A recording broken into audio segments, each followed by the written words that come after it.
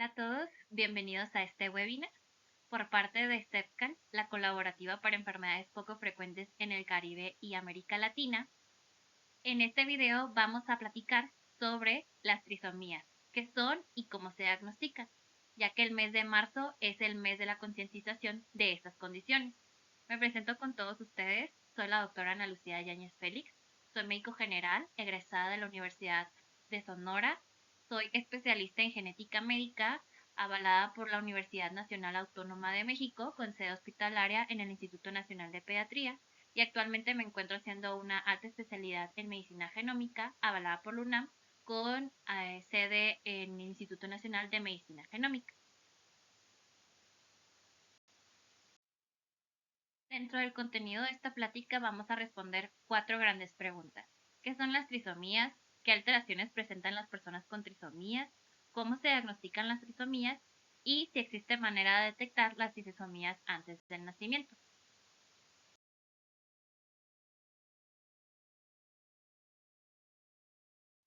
Respondiendo a la primera pregunta, ¿qué son las trisomías? En medicina significa la presencia de un cromosoma adicional en cualquiera de los 23 pares de cromosomas que existen en una célula humana normal, dando un total de 47 cromosomas. Esta alteración pertenece a un grupo grande que es una alteración del número de cromosomas, la cual vamos a encontrar en el 35 a 45% de los abortos espontáneos del primer trimestre, en 4% de los óbitos y en 3 de cada 100 recién nacidos vivos. Y de todas las alteraciones en el número de cromosomas, las trisomías son las más comunes. Pero vamos a empezar hablando de qué son los cromosomas. Los seres humanos estamos hechos en nuestra totalidad por células, que imaginemos que son los ladrillos que construyen una pared. A nosotros nos construyen las células. Están en nuestro corazón, en nuestra piel, en nuestros huesos, es decir, en todo nuestro cuerpo. Dentro de cada una de estas células está la información necesaria para que esa célula pueda realizar sus funciones. Esta información es a la que le llamamos ADN. Está en nuestras células y esa información la heredamos de cada uno de nuestros padres. Ese ADN pudiéramos imaginar que es como una gran biblioteca con un sinfín de información, ya que son más de 23,000 genes o libros, haciendo esta analogía, y que a la vez están por duplicado, ya que de esta información recibimos una copia de mamá y una copia de papá. Si imaginamos entonces que los genes son como libros, necesitamos acomodar esos 23,000 libros en algún lugar. Y esto lo vamos a hacer en libreros. Toda esta información debe estar organizada y de fácil acceso para la célula. Entonces, esos libreros en una célula le llamaríamos cromosomas. Los seres humanos tenemos 23 pares de cromosomas. Es decir, si consideramos que recibimos una copia de la información de mamá y otra de papá, tenemos un total de 46 cromosomas. En el lado derecho de la imagen, donde se dice cariograma, les muestro una imagen real de los cromosomas de un ser humano. Si nos fijamos en la parte inferior de estas figuras alargadas con rayas, están números del 1 al 22. Estos imágenes, estas figuras alargadas, son nuestros cromosomas, se van acomodando de mayor longitud al de menor longitud, y esas bandas que vemos son productos de una tinción que se hace, que es especial y que nos permite identificar el cromosoma del que estamos observando. Del 1 al 22 les llamamos autosomas, y el último cuadro, que tienen una letra abajo, X y Y, llevan el nombre de sexocromosomas, ya que en estos dos cromosomas está contenida información importante para el desarrollo sexual del ser humano. Los varones tienen generalmente un cromosoma X y un cromosoma y las mujeres generalmente contienen en sus células dos cromosomas X, marcando las diferencias que observamos entre hombres y mujeres. Cuando tenemos una trisomía, lo que sucede es que de estos pares de cromosomas siempre están de a dos. En alguno de estos puede aparecer o podemos encontrar un cromosoma adicional, lo cual confiere la presencia de una mayor información genética a la que contiene ese cromosoma. Y eso es lo que provoca la condición de las que vamos a hablar en un momento. Ahora, pero ¿cómo es que se producen las trisomías? ¿Por qué podemos encontrar un cromosoma adicional al par que normalmente debería estar en la célula? Muy bien, pues en la mayoría de los casos esto ocurre de manera totalmente accidental por un error a la hora de la división en las células sexuales. Los seres humanos, las mujeres, tenemos óvulos y los hombres espermatozoides, que son las células que nos van a permitir generar descendencia o reproducirnos. Estas células tienen que pasar por un proceso de división para que la información que vamos a transmitir padres a hijos esté en la cantidad suficiente para poder dar la descendencia. Entonces, nosotros partimos de una célula como las del resto del cuerpo, que tiene un par de cromosomas, que es, ahí déjenme poner el señalador, que es la primera célula que vemos aquí. Pasa por un proceso de división que se llama meiosis 1, donde este par de cromosomas se separa cada uno y en la descendencia de esta célula va a dar dos células y cada una va a tener un solo cromosoma. En el proceso de meiosis 2, este cromosoma va a separar sus cromatías hermanas para poder dar al final dos células hijas cada uno, la cual va a tener solo una unidad de información en los gametos, que como les digo, óvulos en las mujeres y espermatozoides en los hombres. De manera que a la hora de que esta célula sea fecundada, por ejemplo, si este fuera un óvulo, sea fecundado por el espermatozoide, el cigoto, que va a ser la primera célula que va a dar producto a un nuevo ser humano, va a tener una copia de la información de mamá y una copia de la información de papá. Entonces, las trisomías se producen en la gran mayoría de los casos porque hay un error en alguno de estos pasos. Puede ser en la separación del par de cromosomas, que en lugar de que se vaya el par hacia cada una de las células que va a ser la hija, se vayan hacia una sola. Y por lo tanto vamos a tener un óvulo que va a tener ausencia de la información contenida en ese cromosoma que no se fue o no se separó adecuadamente. Y al final, a la hora de fecundar, se va a dar lugar a monosomía. Y en la otra célula vamos a tener material adicional. Esa copia de la información no debería estar aquí y a la hora de fecundarse y se transmita la información de esa célula del otro progenitor, vamos a tener 3 veces la información que contenía esa célula. O bien, la primera división sale de manera correcta, cada uno del par de cromosomas se separa a la célula correspondiente en la siguiente generación, pero en el segundo paso de división, en la meiosis 2, no se separan estas cromatías hermanas y entonces de las células, una de ellas va a tener ausencia de la información que debía tener esta célula y la otra va a tener el doble, de manera que a la hora de fecundarse, una célula puede dar lugar a una trisomía y el otra a una monosomía. Generalmente las monosomías no son compatibles con la vida. La información que está contenida en ese cromosoma es necesaria para que el individuo viva, a excepción de la monosomía X o síndrome de Turner. Y es menos deleterio para el cuerpo tener información extra y con deleterio es muy relativo porque vamos a hablar de cuáles son los efectos de tener esa información de ese cromosoma que está adicional. Ahora vamos a hablar sobre justo qué alteraciones presentan las personas que tienen trisomías. Muy bien, vamos a empezar diciendo que las trisomías más frecuentes son las que involucran a los cromosomas 13, 18 y 21. Estas son no solo las más frecuentes, sino las únicas que son compatibles con que un individuo llegue al nacimiento y pueda sobrevivir.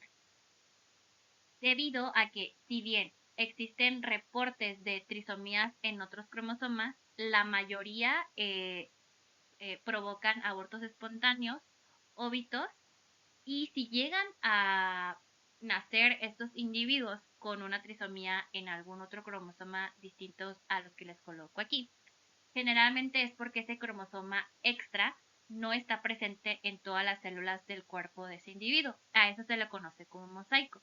Y en el caso de los cromosomas 13, 18 y 21, sí están presentes en todo el cuerpo, o al menos esa es la mayoría de los casos. Y bueno, vamos a concentrarnos en estas tres condiciones. Se concientiza en el mes de marzo estas condiciones porque en marzo es el tercer mes del año y estamos hablando de 3 cromosomas. Y se eligen los días 13, 18 y 21 de marzo porque corresponden a los cromosomas que provocan estas condiciones. La trisomía 13 también se conoce como síndrome de Patau. Fue descrita por primera vez por Klaus Patau en 1960 y tiene una incidencia de 1 en 12.000 a 20.000 recién nacidos vivos. La trisomía 18 también se le llama síndrome de Edwards, ya que fue descrito por John Edwards también en 1960, y su incidencia es un poco más frecuente que en Patau. Esta tiene una incidencia de 1 en 5.000 a 7.000 recién nacidos vivos y es más frecuente en mujeres, en una proporción de 4 mujeres por cada hombre. Y la trisomía 21, ampliamente conocida como síndrome de Down, fue descrita desde 1866 por John Langdon Down y tiene una incidencia en la población general de 1 en 700 recién nacidos vivos. Siguiendo este mismo orden, la trisomía 13 o síndrome de Patau va a ser causada en el 75% de los casos por la presencia de este cromosoma extra que está presente en el individuo producto de un error totalmente accidental en las células que dieron lugar a su formación. Algo importante es que existen otros mecanismos. En el caso de esta condición, el 20% puede ser producto de una translocación. Esto quiere decir que alguno de los padres de este individuo tiene un error estructural en sus cromosomas y, por decirlo en palabras sencillas, su cromosoma 13 está pegado a algún otro cromosoma y a la hora de hacerse esta división de las células sexuales del progenitor, hay un desbalance en cómo se reparten los cromosomas y termina condicionando que el individuo nazca con 3 cromosomas 3. Y el 5%, como les mencionaba en la diapositiva anterior, tiene una trisomía 13 en mosaico, es decir, el cromosoma 13 no está presente en todas las células del cuerpo de este individuo. Pero bueno, hablando sobre qué presentan principalmente estos pacientes, se van a caracterizar por tener un cráneo pequeño, que en medicina le decimos microcefalia.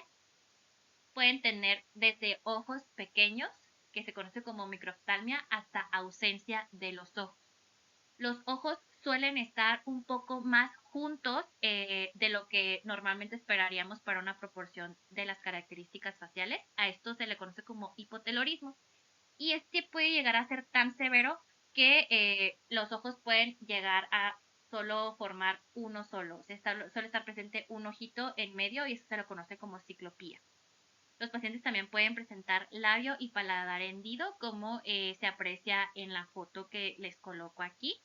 Estos pacientes suelen tener ausencia del hueso que tenemos justo debajo de nuestra nariz y sobre nuestros dientes, que se llama premaxila. Los pacientes cursan con un retraso severo del neurodesarrollo y del crecimiento, es decir, son pacientes con peso y talla baja y que van a tardar o no van a adquirir las habilidades del desarrollo que esperamos para la edad. Pueden cursar con epilepsia y algo característico de esta condición es que presentan malformaciones cerebrales y la más frecuente o la más característica de esta condición es la presencia de holoprosencefalia, que es una falta de separación del lóbulo frontal del cerebro de los individuos. En otras partes del cuerpo, los pacientes pueden tener cardiopatías desde el nacimiento, alteraciones gastrointestinales como malrotación intestinal o divertículo de Meckel, geniturinarias como alteraciones renales. Los pacientes varones pueden tener criptorquidia, las mujeres pueden presentar útero picorne, es decir, con una división en el centro y dos cuernos, y duplicación vaginal. Y también uno de los datos clásicos es que los pacientes pueden tener polidactilia, que significa tener un dedo extra a los 5 que normalmente tenemos en nuestras extremidades. Algo importante de dar a conocer esta condición es que solo del 6 al 12% logra sobrevivir al primer año de vida. Y las causas de que los pacientes no lleguen a una edad promedio es que suelen tener problemas para la coordinación de la respiración. Estos se llaman apneas centrales. Nuestro cerebro determina cada cuánto nosotros tenemos que estar respirando y estos pacientes pueden dejar de respirar porque esto que hacemos en automático su cerebro no lo está dictando bien.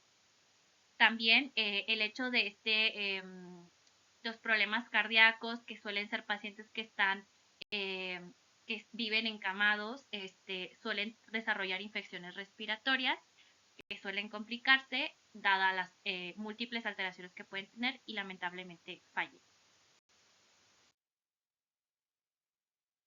Cambiando de condición, la trisomía 18 o síndrome de Edwards, en la gran mayoría de los casos, 92% van a ser provocadas por trisomía regular, es decir, eh, el error en la repartición de estos cromosomas se dio de manera accidental, espontánea. 5% va a ser por mosaico y 3% por una translocación. Estos pacientes presentan principalmente un cráneo pequeño y alargado si los vemos de lado. Esto se le conoce como dolicocefalia. Sus ojos son cortos. Con cortos nos referimos a que la fisura que se genera de los párpados es de una longitud menor a la esperada. Su boca y su mentón son pequeños y en algunas ocasiones el mentón puede estar un poco hacia adentro. A eso le decimos retrognatia. Similar al síndrome de Patau, estos pacientes pueden tener labio paladar hendido y su cuello suele ser generalmente corto. Algo característico, es decir, son datos que a la exploración física los médicos podemos detectar o pueden llamarnos la atención, es que los pacientes sobrelapan sus dedos, como que los ponen uno sobre el otro. Clásicamente, la forma que adopta es que el quinto dedo, nuestro dedo meñique, se pone sobre el cuarto, que es el dedo anular, y el segundo dedo o dedo índice se pone sobre el medio y generalmente el pulgar queda atrapado en ese punto. Y eso pues no es común en un recién nacido sano. También algo que es muy fácil de observar o de detectar es que los talones de estos pequeños son prominentes. Algunos autores los describen como un pie en mecedora. Y dentro de las alteraciones en general, estos pacientes también tienen un retraso severo de su desarrollo y de su crecimiento. Son pacientes hipotónicos, es decir, cuando uno carga a estos pequeños o observamos cómo está su posición en la camita en una posición neutra, es que son aguaditos, pueden batallar para sostener su cabeza, para movilizar sus brazos y también pueden desarrollar epilepsia y tener malformaciones cerebrales. En esta condición no están descritas clásicas como en el síndrome de Patau. Estos pacientes también cursan con cardiopatías congénitas, alteraciones gastrointestinales, genitales y renales. Solo el 10% de estos pacientes sobrevive al primer año de vida y en este caso las causas de fallecimiento suelen ser las infecciones respiratorias. Y para finalizar esta sección, vamos a hablar sobre la trisomía 21 o síndrome de Down. En esta condición, en el 95% de los casos, va a ser provocada por una trisomía regular. En 3 al 4% es producto de alguna translocación y en 1 a 2% se van a presentar en mosaico. Creo que todos o casi todos hemos visto o convivido con algún paciente que tiene síndrome de Down y me parece sencillo reconocer cuáles son sus características distintivas.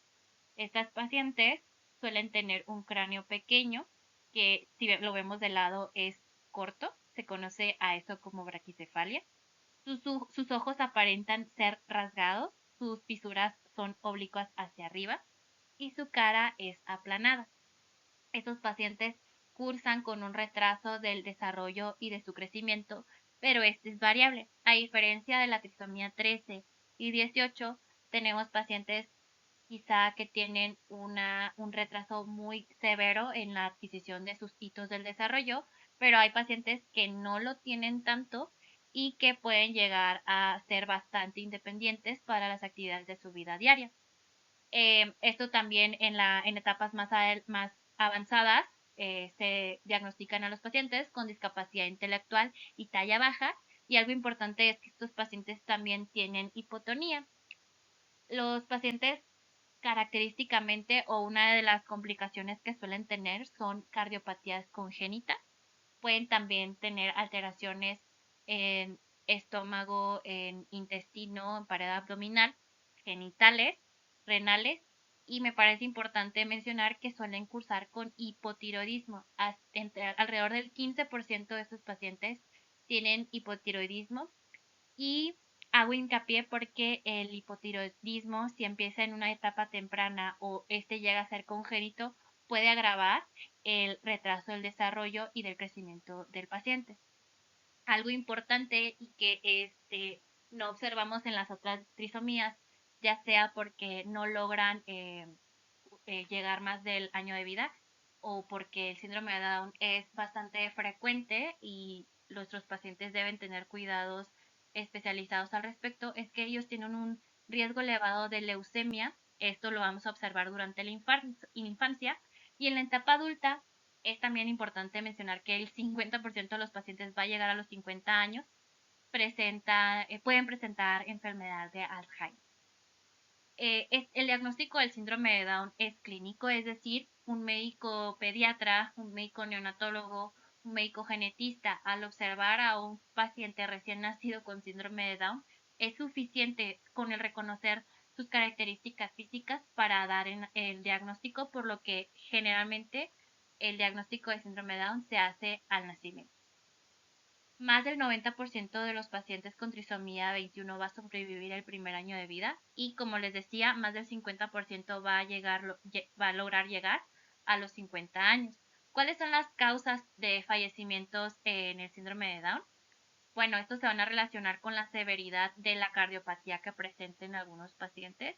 En relación a la cardiopatía, ellos tienen riesgo de fallecimiento por neumonía, por fallecimiento por cáncer, y también de las complicaciones metabólicas que pueden presentar durante la adolescencia o la adultez.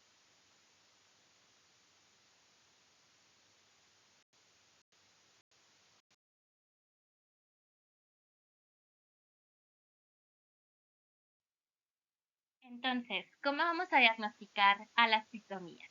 Entonces, regresando a los cromosomas, los métodos o el método diagnóstico por excelencia para estas condiciones es el cariotipo. Es fundamental hacer un cariotipo para confirmar nuestra sospecha de trisomía 13 y trisomía 18.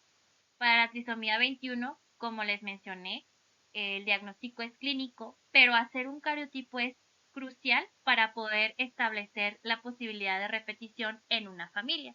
En la gran mayoría de los casos de trisomía 21, les dije 95%, va a ser por un accidente a la hora de la división de esa célula, pero hay un porcentaje importante, 3 a 4%, que existe la posibilidad de que esa pareja pueda volver a tener un hijo con una trisomía 21. También lo es para la trisomía 13 y 18, pero quisiera dejar por sentado que el cariotipo en la trisomía 21 o síndrome de Down es para poder dar un asesoramiento genético.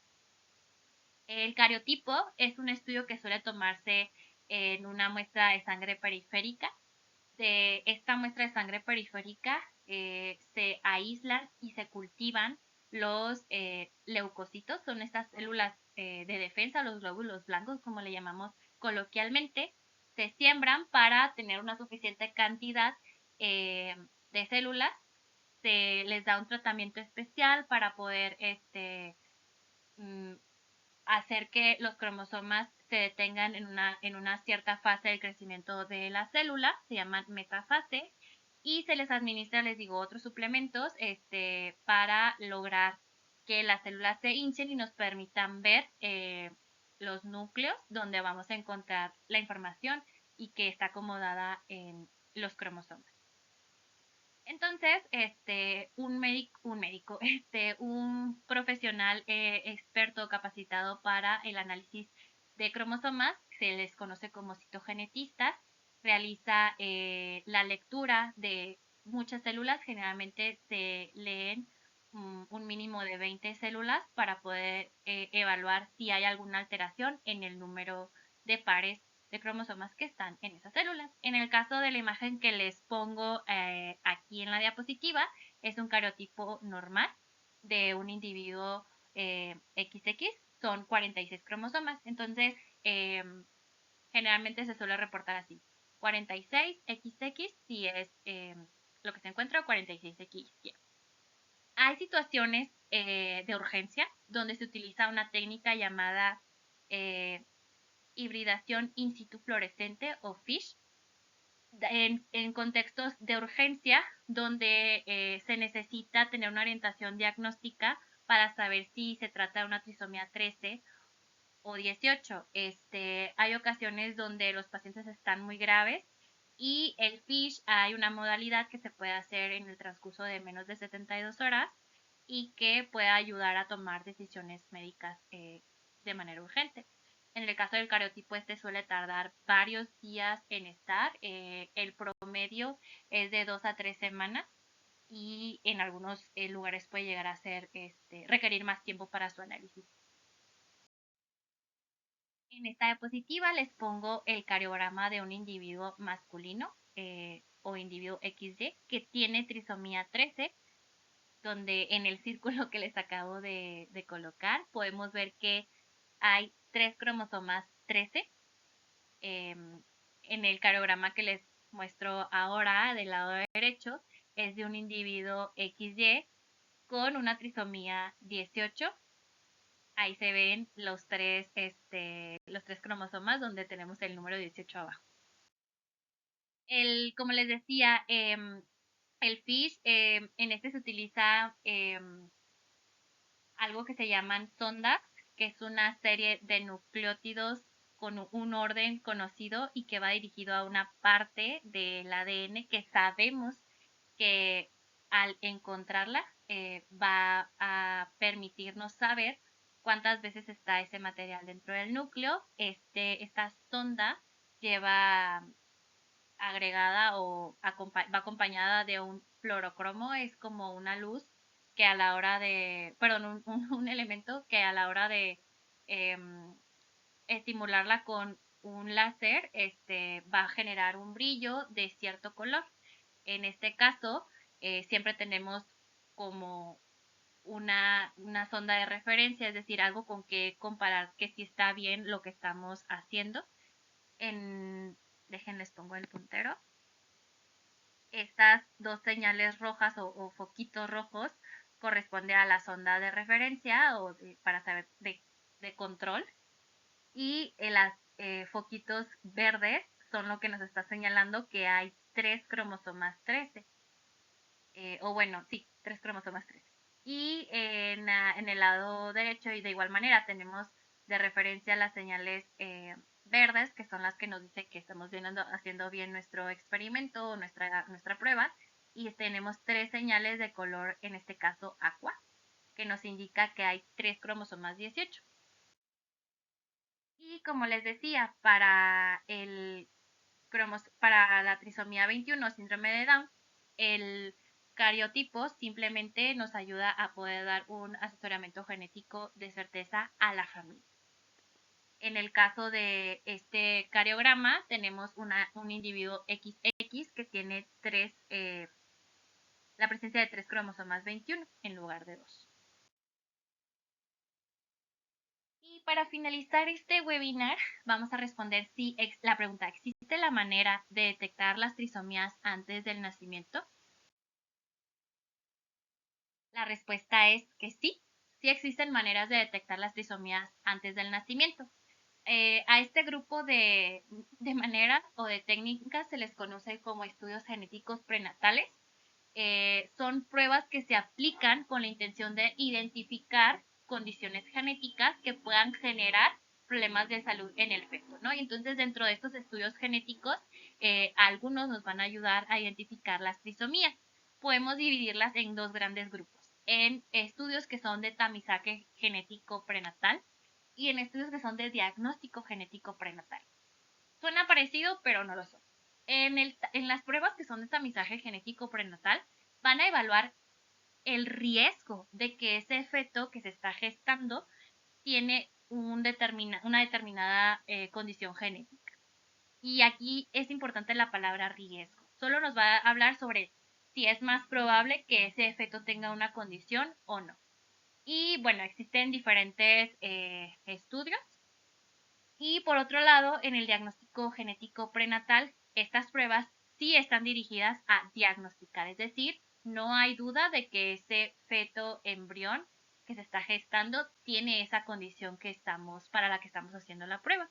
Y este se subdivide en dos. El diagnóstico prenatal per se, es decir, la mujer está embarazada y hacemos el diagnóstico del feto que se está gestando, y el diagnóstico preconcepcional, el cual consiste en realizar pruebas antes de que ese embrión sea implantado. Y este generalmente se hace en el contexto de una reproducción asistida. Hablando del primero, de las pruebas de tamizaje, las pruebas de tamizaje están dirigidas para las aneuploidías, que es el nombre que le damos en medicina a las condiciones que están generadas por alteración en el número de cromosomas, como lo son las trisomías. Y como les digo, están diseñadas para darnos el riesgo de cada paciente, en este caso la madre, de portar un feto con una aneuploidía. Y algo importante es que este debe realizarse en cada embarazo. O sea, el riesgo que nos va a dar es para el embarazo en curso y no todos los embarazos que va a tener esa mujer durante la vida. Estas pruebas se deben ofrecer a todas las pacientes sin importar la edad o el riesgo basal materno. No recuerdo si se los puntualicé, pero y si no se los repito. Hay una probabilidad mayor de que las mujeres sobre los 35 años, esos accidentes a la hora de dividirse los cromosomas, es un poco más frecuente en todas las mujeres que pasan los 35 años. Y debido a eso, todavía en algunos países o en algunos hospitales, se piensa que el tamizaje de aneuploidías solo debe de aplicarse o antes solo se priorizaba en mayores de 35 años. Y sigue siendo una práctica buena, una práctica importante porque puede ayudar a reducir costos. Pero también es destacable que no solo las mujeres mayores de 35 años van a tener hijos con trisomías. Las mujeres menores de 35 años también las pueden tener. El ejemplo está en esta tabla. Si bien es menos frecuente, no significa que no van a estar presentes. Entonces, la postura de, por ejemplo, el Colegio Americano de Ginecólogos y Obstetras dice que el acceso a esas pruebas debería ser para todas las mujeres. ¿Qué estudios son los que se hacen como tamizaje? Bueno, tenemos tres tipos. Uno es el bioquímico. En el primer trimestre del embarazo, es decir, de las 10 a las 13 semanas de gestación. Si lo traducimos a meses, es como entre los 2 y los 3 meses. Se hace una prueba con dos analitos, que es la hormona gonadotrópica humana y PAP-A. Esto generalmente está disponible en paquetes y le dicen tubo T. En el segundo trimestre del embarazo se analizan 4 sustancias: la hormona gonadotrópica corónica humana, la alfa-fetoproteína, inhibina A y estriol conjugado. Esto está, algo importante es que estas pruebas están dirigidas principalmente para la detección de trisomía 21. Es donde se ha visto la mejor tasa de detección o la máxima tasa de detección. Y vamos a ver estos estudios de laboratorio alterados en el 88 al 94% de los pacientes que tienen trisomía 21. Entonces nos ayuda a detectar si ese feto que se está gestando puede tener esta condición o digamos que hay un riesgo mayor. No nos dice lo tiene, pero sí nos dice que hay un riesgo elevado en ese porcentaje. Y de ultrasonido, generalmente en el primer trimestre para la detección de trisomía 21 se hace la evaluación de la anatomía fetal, específicamente la medición de la translucencia nucal.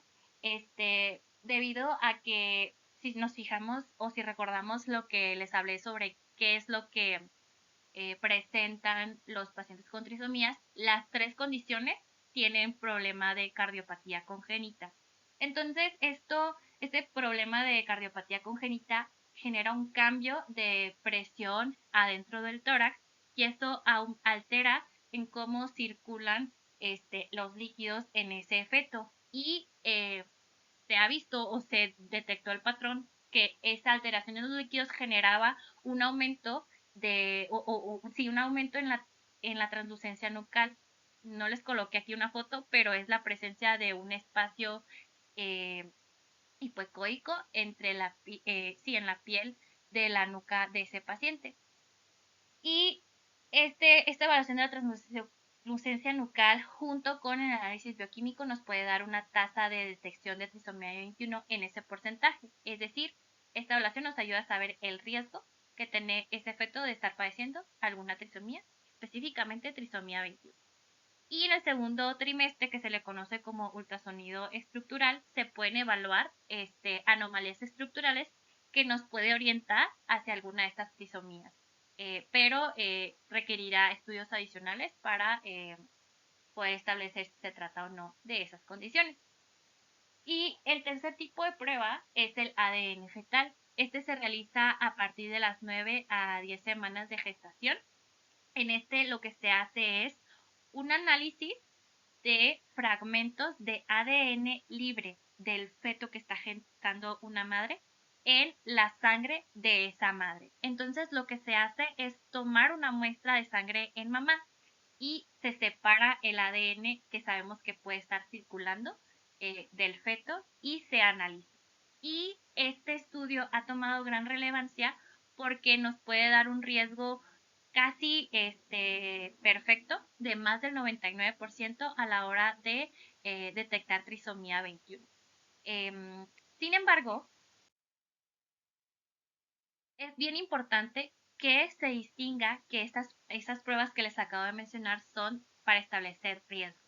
Son riesgos altos, sin embargo, no son diagnósticos. Se requiere que ante un riesgo elevado se hagan estudios que nos ayuden a confirmar que sí se trata de esa condición o no.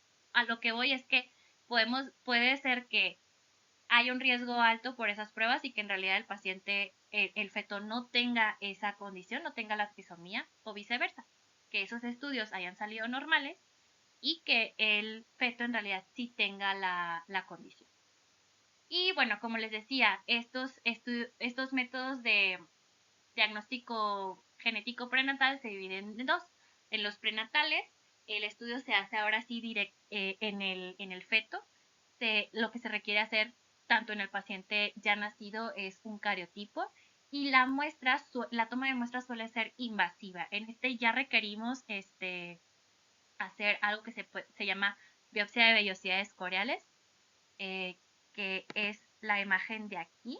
Esto se hace en embarazos de menor gestación. En líquido amniótico, aquí se extrae un poco del líquido en el que está flotando ese feto porque ahí van a estar liberadas células de descamación y de la placenta. O bien se puede tomar, esto es muy poco frecuente, casi no se utilizan, solo las primeras dos que les mencioné, pero por si llegaran a leer al respecto o haberlo escuchado, se puede tomar sangre del cordón, del cordón umbilical por la cual se está alimentando el feto y eso se dice cordocentesis, pero generalmente se hacen las primeras dos y por las semanas a las que se dan las sospechas casi siempre se hace amniocentesis. Y el otro estudio que está limitado a las técnicas de reproducción asistida, que es el diagnóstico preimplantación, van a leer o pueden encontrar en internet que se le dice PGTA. La A es de aneuploidía y pues en este se va a hacer un análisis de los cromosomas de una célula del embrión que se planea implantar en búsqueda de si ese número de cromosomas estuviera alterado. Y este estudio generalmente se dirige, como les decía, a mujeres que están quizá en un riesgo mayor de, de tener un bebé que tenga una trisomía por la edad. Y bueno, esos son los pasos que generalmente se hacen.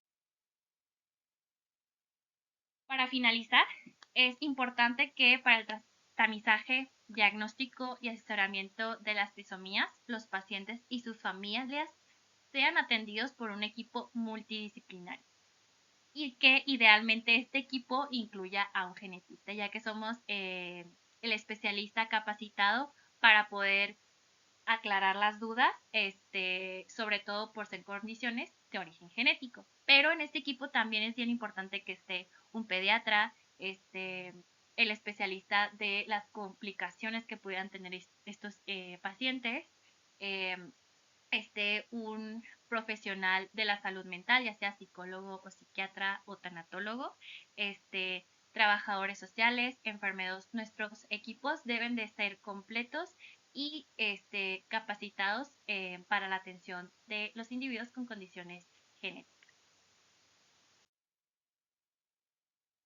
Bueno, pues muchas gracias por su atención.